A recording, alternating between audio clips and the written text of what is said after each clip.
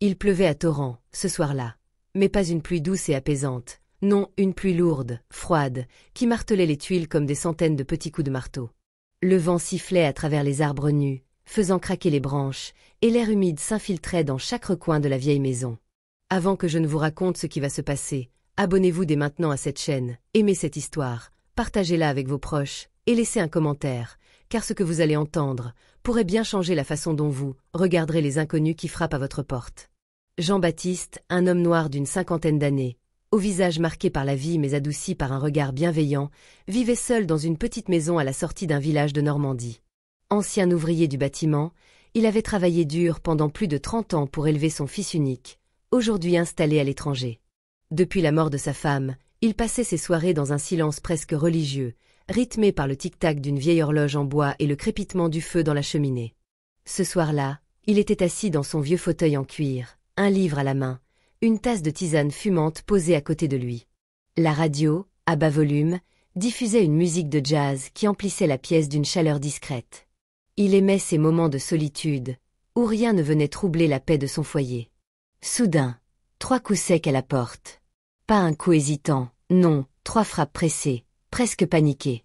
Jean-Baptiste leva les yeux vers l'entrée, surpris. Il n'attendait personne, surtout pas par un temps pareil. Il resta immobile quelques secondes, à écouter. Puis, à nouveau, 3 coups, plus rapides cette fois. Il posa son livre, se leva lentement, et traversa le couloir. En approchant de la porte, il sentit un courant d'air froid glisser sous le bois. Il hésita. Ouvrir, à cette heure, dans un village où tout le monde se connaît, mais où personne ne vient à l'improviste, c'était inhabituel. En tournant la poignée, il sentit la résistance du vent, et, lorsqu'il ouvrit enfin, il la vit. Une jeune femme, la vingtaine à peine, trempée jusqu'aux os, les cheveux collés sur son visage, les joues rougies par le froid, les mains serrées contre sa poitrine. Son manteau, beaucoup trop fin pour la saison, était entièrement détrempé. Elle grelottait. Ses lèvres tremblaient, ses yeux semblaient chercher désespérément une réponse. « S'il vous plaît, je n'ai nulle part où aller », murmura-t-elle d'une voix faible. Jean-Baptiste, surpris, recula légèrement, la détaillant quelques secondes. Ses chaussures étaient couvertes de boue, comme si elle avait marché longtemps sous la pluie. Son sac à dos semblait léger, presque vide. « Entrez », dit-il simplement, ouvrant la porte plus largement. Elle entra, laissant derrière elle une petite flaque d'eau sur le carrelage. Jean-Baptiste referma rapidement pour couper le vent, puis alla chercher une grande serviette propre. « Séchez-vous, asseyez-vous près du feu, vous allez attraper la mort. » Elle obéit sans discuter, s'asseyant sur le vieux canapé. La chaleur de la cheminée semblait la soulager un peu, mais elle tremblait toujours. Jean-Baptiste lui apporta un vieux pull en laine, large, qui avait appartenu à son fils. « Merci, » dit-elle en enfilant le vêtement, sa voix à peine audible. « Vous voulez quelque chose de chaud? Un café? Un thé? Un thé, s'il vous plaît. » Il s'éloigna vers la cuisine, mais resta attentif. Quelque chose, dans sa façon de parler, lui paraissait étrange. Ce n'était pas seulement de la fatigue, il y avait une tension, comme si elle portait un poids invisible. En revenant avec la tasse fumante, il s'assit en face d'elle. « Vous vous appelez comment ? » demanda-t-il doucement. « Clara. »« Et, qu'est-ce qui vous amène ici, Clara ?» Elle hésita. Buvant une gorgée pour gagner du temps, elle répondit. « J'ai raté le dernier train pour Paris, et je me suis retrouvée coincée. » Jean-Baptiste fronça légèrement les sourcils. Il connaissait les horaires de train. Et ce soir, il n'y avait eu aucun départ après 20 heures. Mais il ne dit rien. La pluie continuait de frapper aux vitres, et le feu crépitait doucement. Le silence s'installa, seulement interrompu par quelques questions banales. Mais plus il observait Clara, plus il se rendait compte qu'elle évitait son regard à certains moments, qu'elle changeait de sujet dès qu'il lui demandait d'où elle venait exactement. Vers minuit, il lui prépara une petite chambre d'amis. Elle le remercia à voix basse, comme gênée. Avant de se coucher, Jean-Baptiste resta quelques secondes dans le couloir, écoutant. Il entendit un léger sanglot, vite étouffé. Il aurait pu frapper à sa porte pour lui demander ce qui n'allait pas. Mais il choisit de ne pas insister. Pourtant, il le sentait. Cette jeune femme ne lui avait pas dit la vérité. Et au fond de lui, il pressentait que sa venue, cette nuit-là, n'était pas un hasard. Le matin se leva dans un silence étrange. La pluie avait cessé, mais un brouillard dense enveloppait la campagne, donnant au paysage un aspect presque irréel. Jean-Baptiste, déjà levé depuis l'aube, préparait du café dans la cuisine, le parfum fort et amer se mélangeant à l'odeur du bois brûlé dans la cheminée. Il pensait à cette mystérieuse jeune femme, endormie dans la chambre d'amis. Une partie de lui espérait qu'elle lui expliquerait enfin ce qui l'avait conduite ici. Une autre partie préférait ne pas se mêler de ses affaires. Mais sa curiosité, et peut-être aussi son instinct protecteur, prenaient le dessus.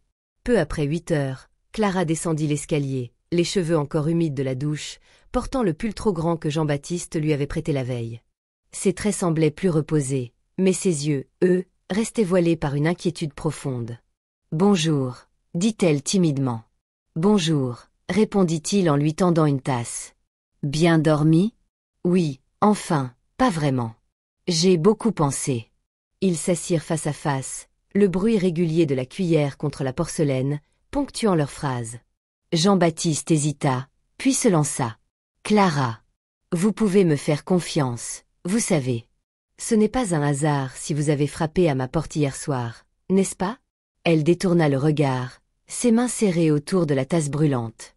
Avant qu'elle ne réponde, un grondement de moteur rompit le calme du matin. Jean-Baptiste se leva et regarda par la fenêtre.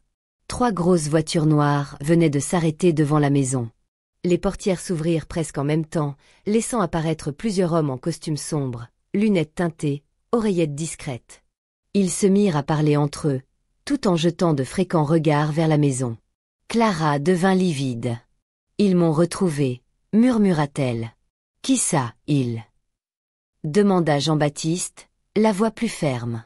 Elle inspira profondément, comme pour rassembler son courage. « Mon père. Il est l'un des hommes les plus riches de France. Un industriel. Un homme habitué à obtenir tout ce qu'il veut. Depuis des mois, il veut me marier à un de ses associés. Un homme que je déteste, uniquement pour renforcer ses affaires. J'ai refusé. On s'est disputé violemment hier, et j'ai fui. » Elle leva les yeux vers Jean-Baptiste. « J'ai pris un train, puis un bus, et j'ai marché jusqu'à ce village. Je vous ai vu hier matin, quand vous aidiez cette vieille dame sur le marché. Vous aviez l'air différent, humain.